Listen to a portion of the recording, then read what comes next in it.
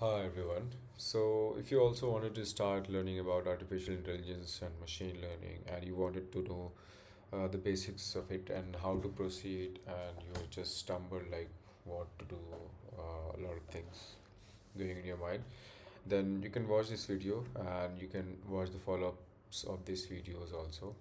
I think I'm just guiding you like how I learn these concepts and what are the best guide I can follow, or what are the best things or what are the important things that we need to know. The most important thing that I want to tell you right now here in the beginning is that you do not need to learn everything in a first go, and you do not need to focus on one thing and try to make it perfect. Yes, there are a few things that you need to make it perfect before moving ahead to the next step, so I'll let you know about that. But right now in the beginning, when you're starting learning about artificial intelligence or machine learning or something, then I'll just quickly tell you like how to start it.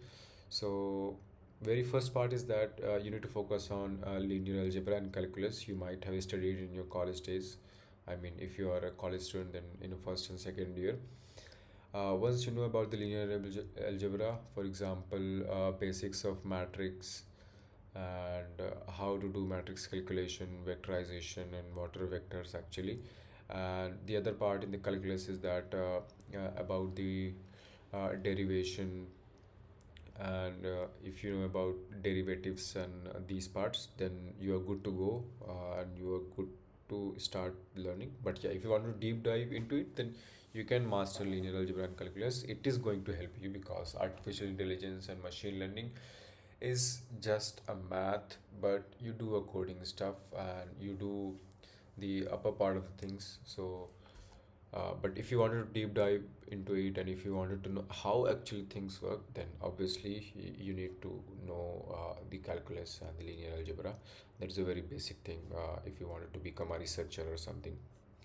And the other part is that Python, you know how to write code, you know how to write function, you should know how to write if else loop, if else conditional statement, and you know how to, you should know like how to write loops, another part. So I hope that you already covered linear algebra and calculus. So I'll be moving ahead with the basic Python stack that we need to follow. Like just if you wanted to start machine learning, then how to start with that. So I just guess that you know linear algebra, for example, you know vectors, you know matrix calculation, either sum, multiplication, and you know the calculus part, for example, derivative, and few more things. But like fine if you know derivatives also, and you know Python, I mean you know coding, for example, you know how to create a function, how to invoke the function, what are arguments, and what are like conditional statements, what are loops and all. So moving ahead, let's start from the Python basic stack that will be needed if you are going to learn machine learning, that is NumPy and Pandas. I'm going to talk about two of the things here in this video, that is NumPy and Pandas. There is other part also for the visualization that needs like matplotlib or pyplot, matplotlib, or the other scripts also there. I'm just forgetting their name, but yeah, like matplotlib, if you know, like most of the things will be handled at a basic level. So in this guide, in this video, I'm just going to quickly show you how NumPy actually works. Just important points that I already noted. I can give you this repo. You can run this code in your notebook or in your Google Colab also. That will be fine. And some important points I mentioned, I'll quickly explain you about that, and examples, codes with all the comment sections with guide, and I'll explain you in this video also, and I think it will be very helpful for you while learning about NumPy and Pandas. So let's start. So first part is that first thing is that I'll just quickly go this, clear all outputs. So I think yes. So I'll just mark it as quickly NumPy. Okay. So first part is NumPy. So NumPy's core object is ND array, that is n dimensional array. So if you know about the dimension 1D or 2D, then that is what I'm talking about. For example, list, you can say, if you have learned about Python, then you might be writing something like this. Sorry, you might be something writing like this: a is equal to 1 2 3 4. This is one dimension array 1D. And if you wanted to know about 2D array, then for example b is equal to it will be in two dimension 1 2 3, let's say. So you can see now it is in two dimension. This is dimension 1 and this is dimension 2, so that's why. So nd array, it means it can be 3 dimension, 4 dimension, 5 dimension, any array you can create. So NumPy's core object is nd array. And like unlike standard Python list, NumPy array allow you to do the math on entire block of numbers instantly. I'll just quickly explain you about this here. So NumPy array uses vectorization to perform a mathematical operations on entire block of data instantly without writing a single loop. For example, you can see this example np.array. This is the array got created. Now if you wanted to sum these numbers, then if you're using normal Python list, then you will have to create a for loop, and then you will take one number. We will create any extra element, sorry, any extra array, sorry, I'm forgetting a lot of things. For example, you will take any variable and you will store these values in the variable, like 1 plus 2 plus 3 plus 4 and like this. But in like in NumPy, what you can do, you can simply write like NumPy array dot sum, or whatever. It will be done in a single line. So that is what it means here. NumPy arrays allows you to do math on entire block of number instantly, and NumPy array uses vectorization to perform mathematical operations. And what is vectorization? Vectorization means like performing a mathematical operations on entire array of numbers all at once, rather than looping through each item one by one. So that is it, a very basic part, and you can elaborate it also. You can use AI or Google to learn about these things if you wanted to go into more detail. But like for an overview part, and I think if you go through this whole code and examples, you're good to go. I think most of the things are covered here. Now, the one more major part, like while learning NumPys and all, a lot of people don't tell you about like what is behind it and what is the under hood and how it actually works. So I just mentioned few points that that will help you a lot about NumPy. So like why NumPy is superior for the math, like why we can't use Python lists, like normal lists. There are 3.4 points I mentioned. That is no explicit loop. Like you write a direct mathematical expressions like array into 2. So like 2 will be multiplied into each element of the array. And if you're going to do it in a Python list, then you will have to create a for loop for that to do that. So there is no explicit loop, another thing that helps you. And after that, there is a C engine speed.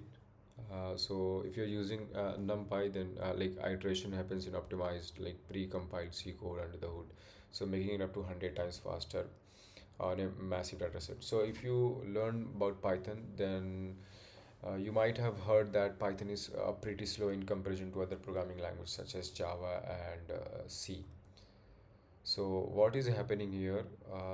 That while writing NumPy, C code under the hood got used and it is pre-compiled. So that's why it helps you to speed up your mathematical calculations another part, because C is already fast and under the hood C is working on NumPy. So that is one more benefit over Python list, because if you're using Python list, then that Python normal functionality will be getting used and calculation will be pretty slow. Because if you're training, if you're working on machine learning models or like AI related things, and you wanted to train data or something, then you'll be having a huge like number of data set, like huge number of columns, huge number of rows. So the calculation might get slow. So you should use NumPy instead of normal Python list. And contiguous memory, like NumPy stores raw number right next to each other in a memory. Standard Python list stores scattered pointers. So what means here, like in memory, whenever like any NumPy variable got created, then every number of that array is side by side, like 1 2 3 4 like this. And in standard Python list it is stored as scattered and in form of objects, and it gets a pointer, so which slows down the CPU, because it first like see where this number is getting pointed and then takes the number from there. But in NumPy it is side by side, because like, so that helps you to fast your code and other parts also. And the other part is that, and it's pretty important, that element voice operations. So operations are automatically applied to every individual element of the block. And one more point, like supported point here is also, but I'll explain you step by step. So how vectorization works under the hood. Vectorization skips, so uh, yes, vectorization, yes, vectorization skips Python's slow internal machine learning using two main core mechanisms that was we discussing how it is fast. So there are two things: SIMD hardware instructions. Okay, SIMD hardware instructions. Yeah. So modern computer processors have a feature like SIMD, that is single instruction and multiple data, that hardware that processor is present. And NumPy utilizes highly optimized compile libraries like BLAS, LPAC, that talk directly to this hardware. Instead of telling your CPU multiply this number, it tells CPU multiply this entire block, 4 8 16 numbers in a single clock cycle. So that is the benefit of it. And yes, you do not need to remember anything. If you are not able to remember anything in this line, in this point, that's also fine. It is just about your knowledge, so that you should know like why, like at some point if you're getting asked, you're getting questioned, or you're questioning yourself only also, like why NumPy is quite fast, then you can explain this to yourself. And the other part that makes it very fast is that support this point is elimination Python type checking overhead. So overhead,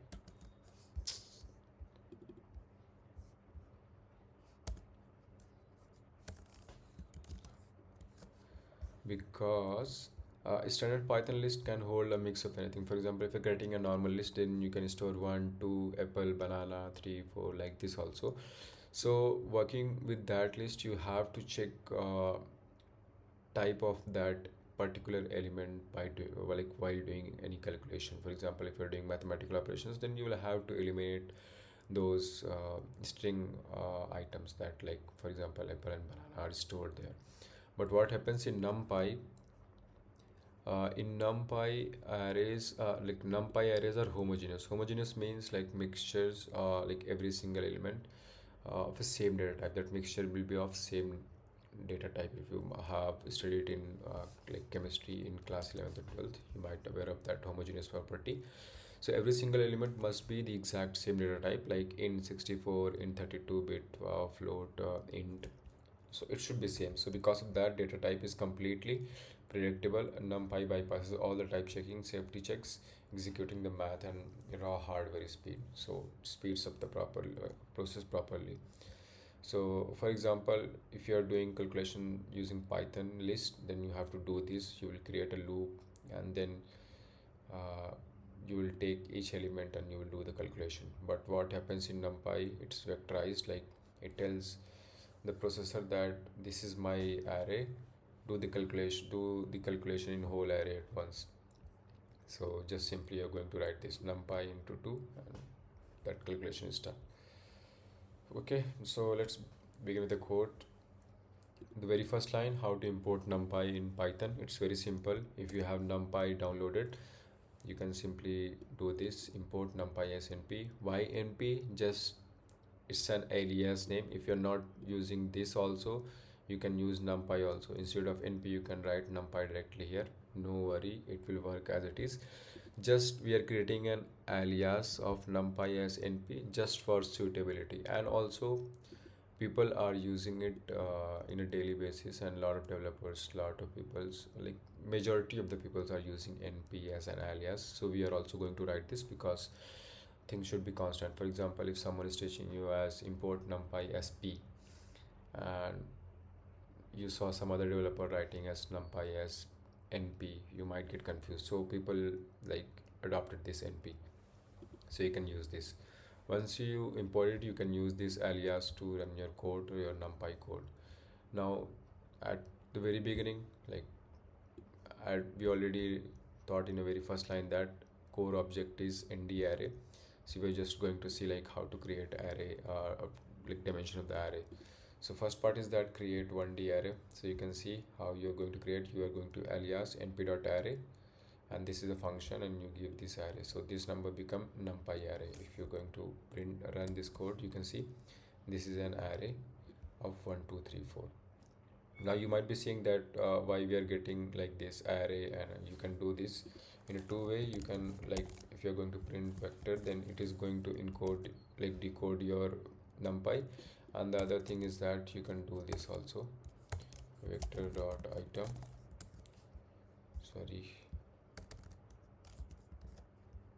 So okay, no, this is not working because this will work in other part, I think. Yeah, so you can like simply print it. I'll show you like where dot item works. Okay, so like array 1 2 3 4, you can see now it is one dimensional array. Now we'll be checking dimension moving ahead also.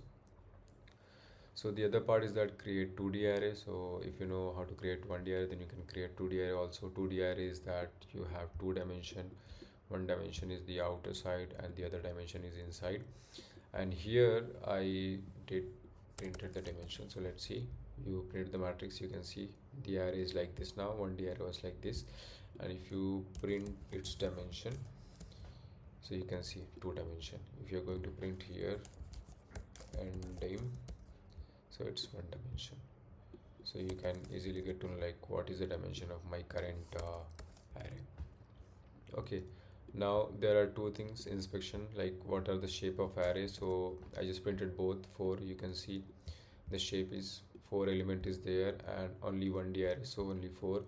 Now if you're going to print the shape of this, then you can see 2 rows and 3 columns, so that's why shape came as 2 comma 3. Now check data type.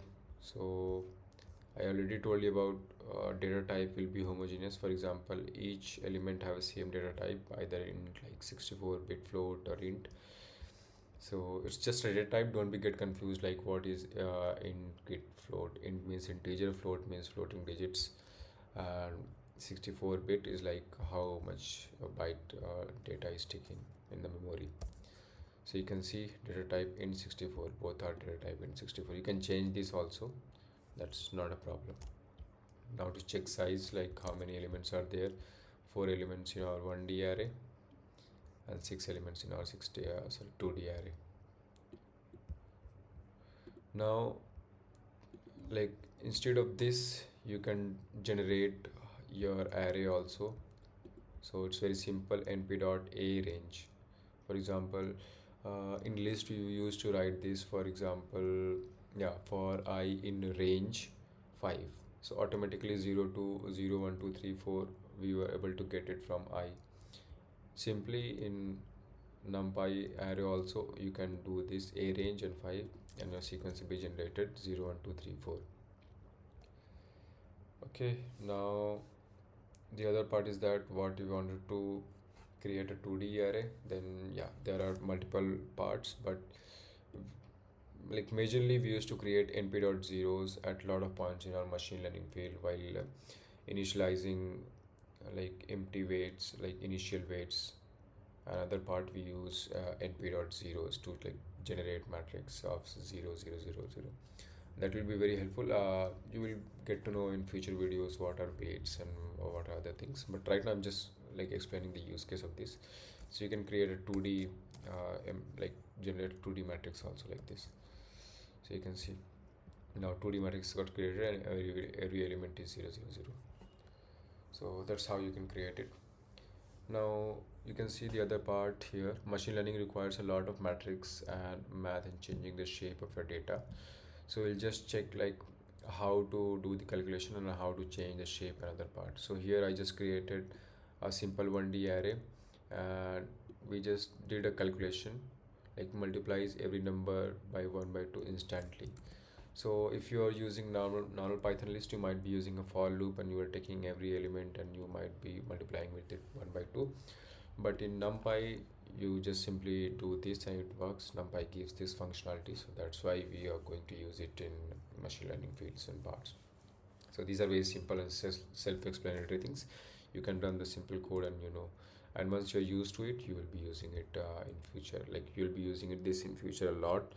So once you know the concept behind it, just keep writing this and it will be very easy and you will automatically be remembered everything. Like don't be in a hurry like I don't know this, how can I remember a lot of things, these much things in a one video. Like do it in a part by part, learn few blocks. If you're very new, that's completely fine. Now other part is that reshaping, changing 1D array to 2D matrix. We do a lot of things in machine learning part, so you'll be able to see it in future videos. That's not a problem. Just learn here how NumPy works. Now here we just created a flat data np.arange12. I already showed you here how to generate a sequence. So just simply generating a sequence. You can see flat data 0 1 2 3 4 5 till 11, and matrix data we reshaped our flat data, which was like this, reshaped to 3 into 4. That 3 into 4 is 3 rows, 4 columns. Now your this flat data will be converted to this structure only when it is supported. For example, right now this 12 elements is there. Now 3 into 4 we can do it because 3 into 4 12 elements will be automatically reshaped, so we can do that. So it works. So this if we're going to write like 2, then we are going to get error because that shape cannot match it. So you just need to careful here while reshaping it. So once you reshaped it, you can see your 1D array now become 2D array into 3 rows and 4 columns. Now the other major part is the next part is that slicing. Slicing means taking element outside of your array. You have studied about this in a normal Python list also, and it is quite similar. For example, this is the matrix we already created and we wanted row 1 and column 2. So row 1 and column 2. This is column 2. This is column 2, 0 1. The counting is starting from 0. So you can see 90. Okay, sorry, my mistake. Row 1. Okay, row 1 because 0 is this one and 1 is this, and column 2 is that column 2, 90 here. So you can see the output is like this. Again, you can do one thing, print n, you will get 90 output, or you can do this also, n.item. So this is the function you're getting, and if you're going to do this, you're going to get 90 again. So you can do both of things, it's up to you. That you will be using by if you wanted to use this number in any function or any other calculation, then you might need to do it dot item, or yeah, you will need it dot item to extract that element. For example, k is equal to n dot item and k. So now you can use this k in any function or something, because now it becomes a integer, normal integer. Now we extracted a element. How to extract a sum matrix? For example, this is already a matrix, so we need to extract a sum matrix. For example, row 0, this row 0, row 1, and column 1 and column 2. So we are going to ignore this. See, so how simple is this? 0 row, like this part is the row part, this is the column part. So 0 row to 2. For example, 0 and 1. So 0 row and 1 row, because there is 2 row only. If we have a lot of rows, then 0 and 1 only. And then start from first column to second, because third we are not moving. So this and this value.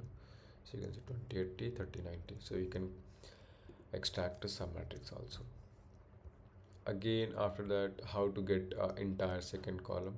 For example, if you wanted all rows but second column only, this column, then you can simply write this. Just simply put a colon in between instead of like where you are writing this 0 and 2, because if there is no mention of the row name, then it will going to count every row.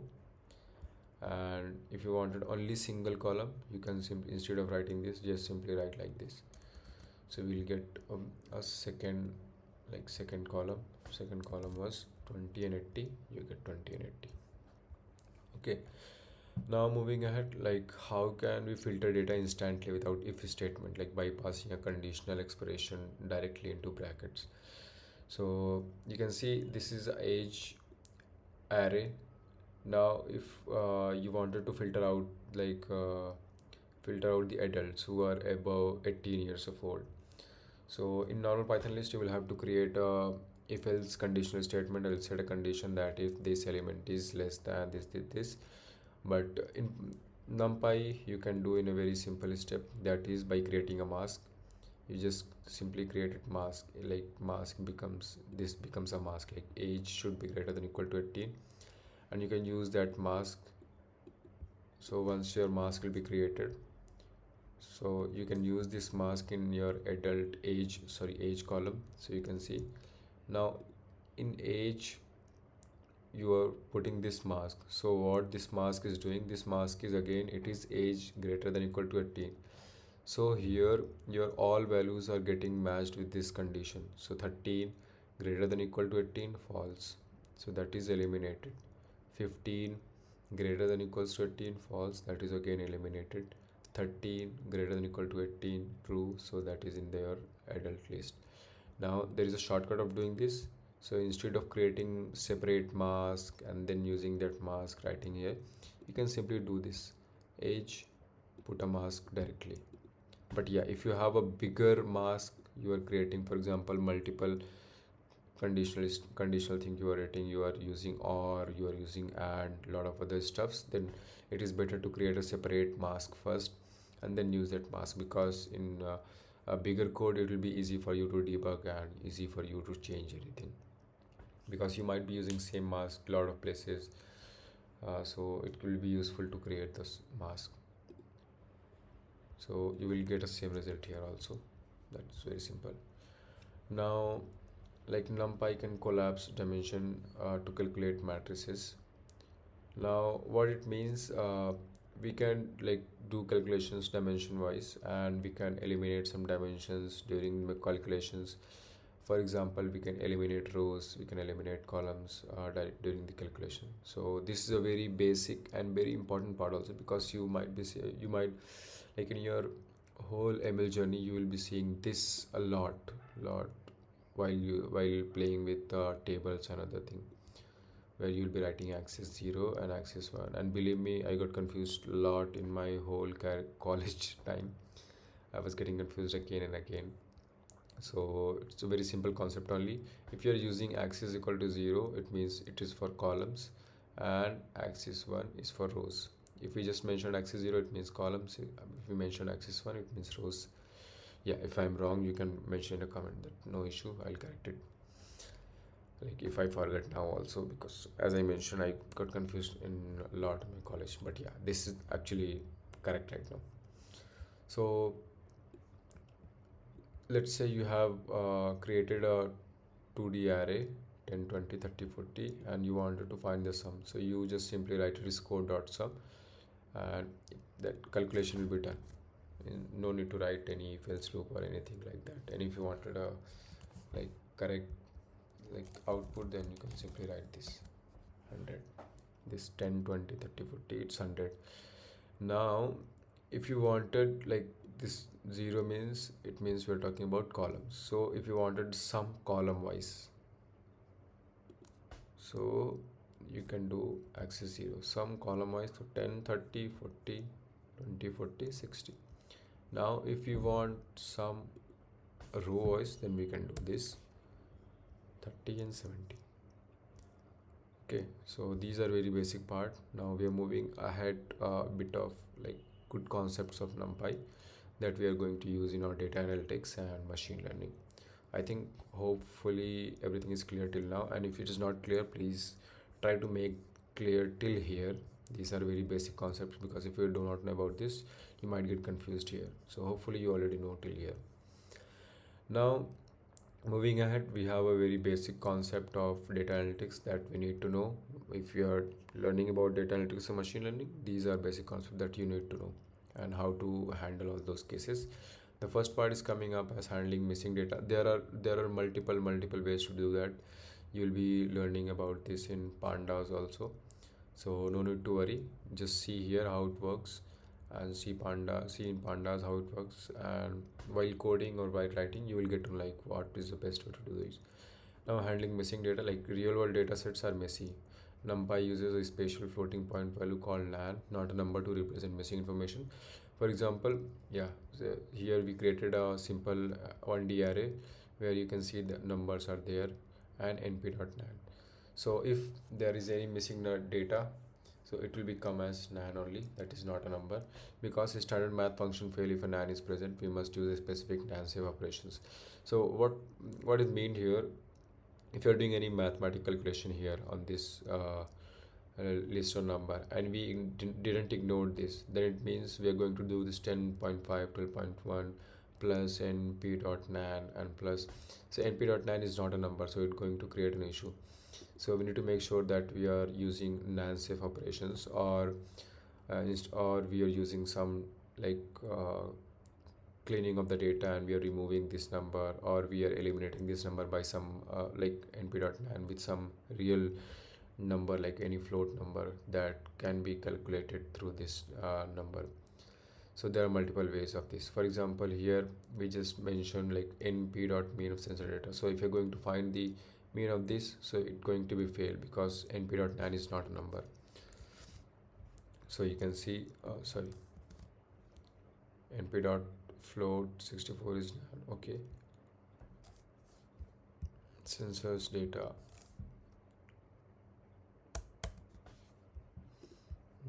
Okay, didn't read any code anywhere else. Okay, fine. Sensors,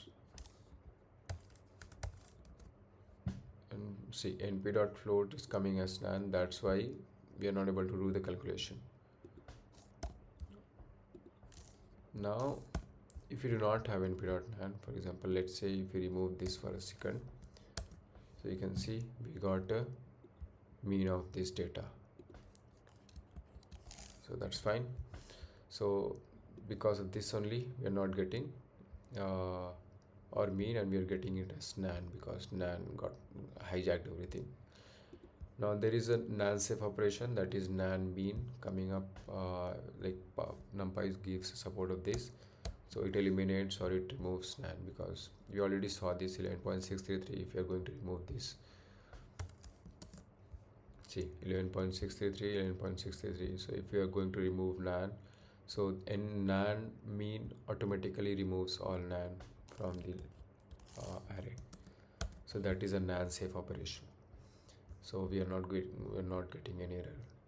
Now there are a few more things that I mentioned there, that either there are a few more things, like for example we can remove this missing, we already see how it is going to work.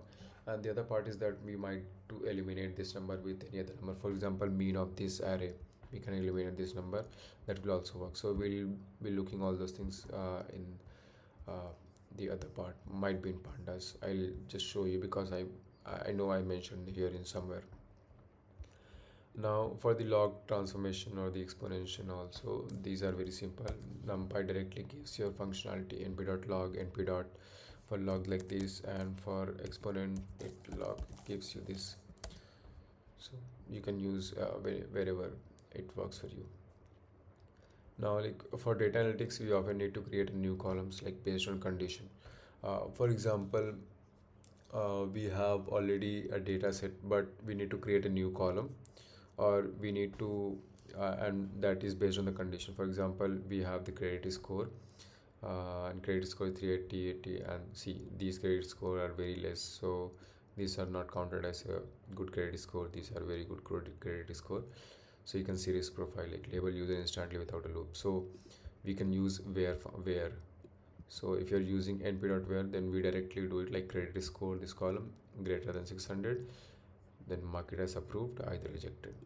So you can see the risk profile, it's rejected, approved coming up, and you can put this like row or a column in your data frame, and you can use that. Now, the like one important thing that I just written here, because I wanted to show you, because you're going to, like, in your machine learning while training model and other thing, you might be using these concepts. That's why I mentioned. My like intention was to tell you about this.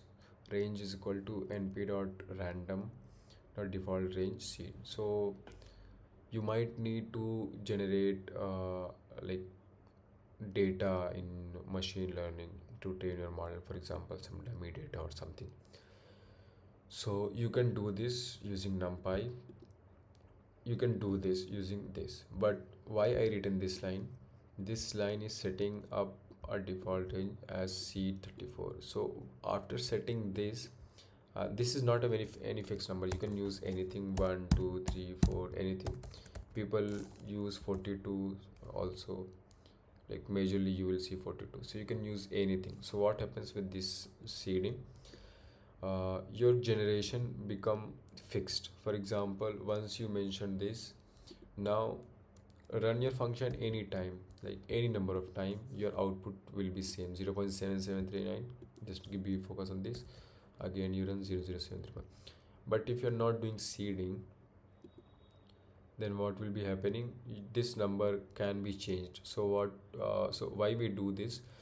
In machine learning, while training a model, we create a data set, and we use that data set to train and test our model. So we do not want that data set to be changed in between of the code. For example, you are working here and you suddenly run all the code again, so you saw that your data set got changed. So you do not want you do not want this.